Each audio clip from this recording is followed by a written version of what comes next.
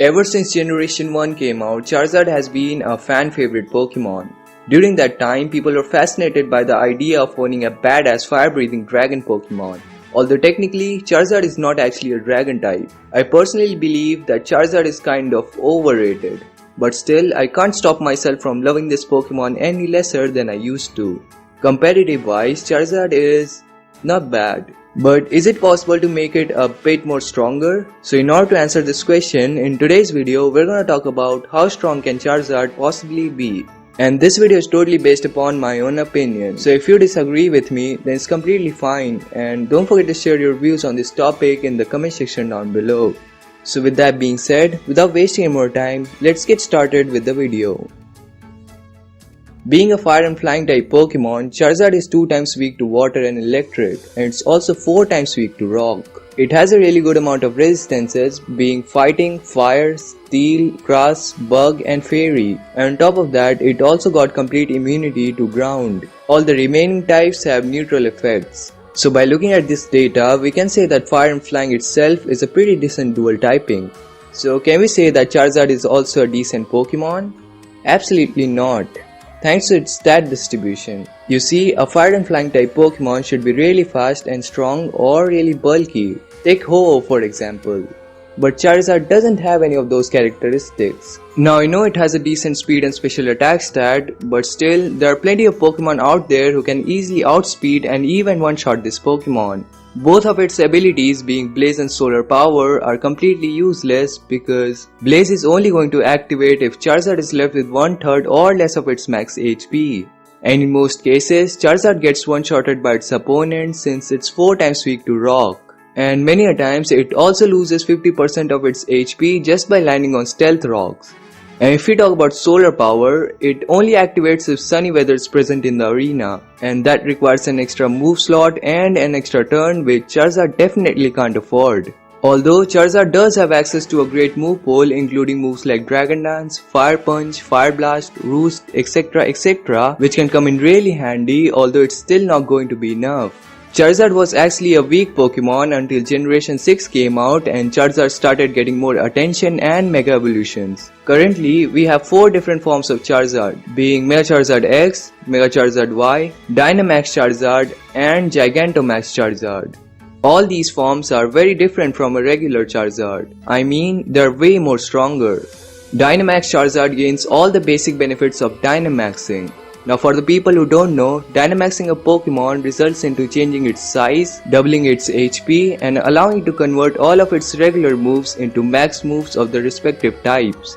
In Charizard's case, Dynamaxing removes most of its drawbacks because now you don't need to worry about its defense, and since Max Flare also allows the user to intensify the sun for 5 turns, ultimately results into activating its hidden ability being Solar Power, which works as a free life orb.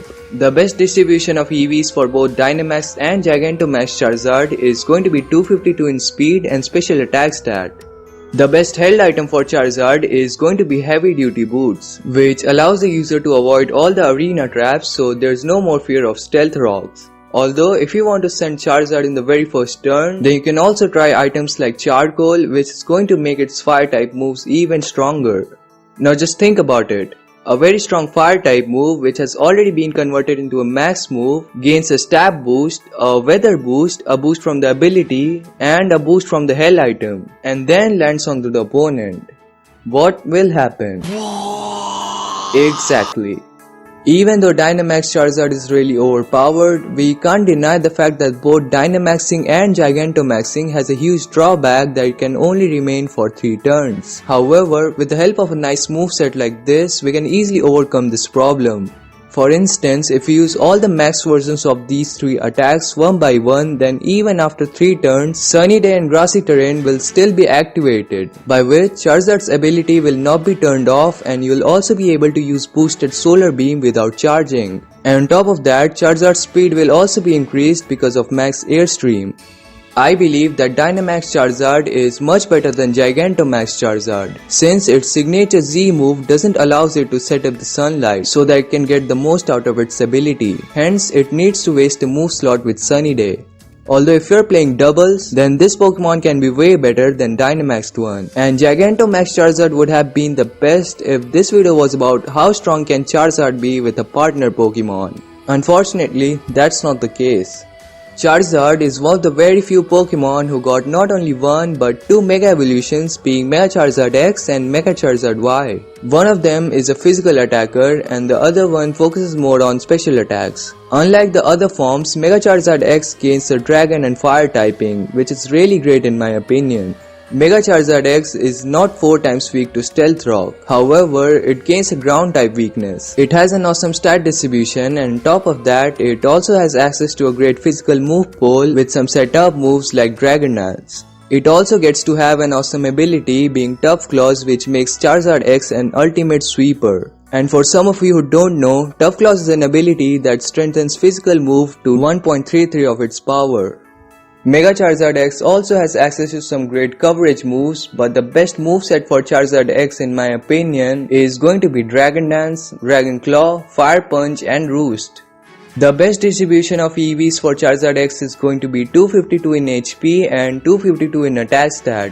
And for its nature, we are going to choose Adamant since Dragon Dance is more than enough to take care of its speed.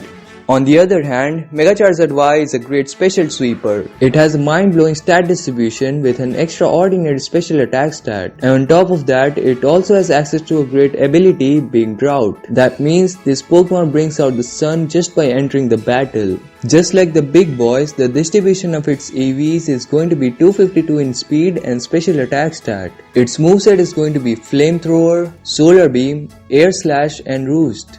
You can also use Heat Wave or Fire Blast in place of Flamethrower.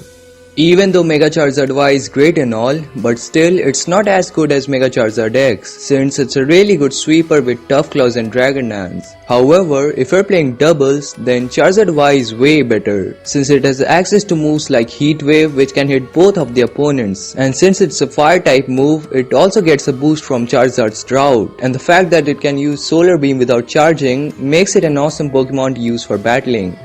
After looking at everything that Charizard has to offer, I made a ranking list for its performance in different battle formats. However, as I already mentioned, it is totally based upon my own opinion. So if your opinion is different than mine, I hope you are going to share it with me in the comment section down below. So if we talk about singles, then Charizard X is clearly going to be at number 1.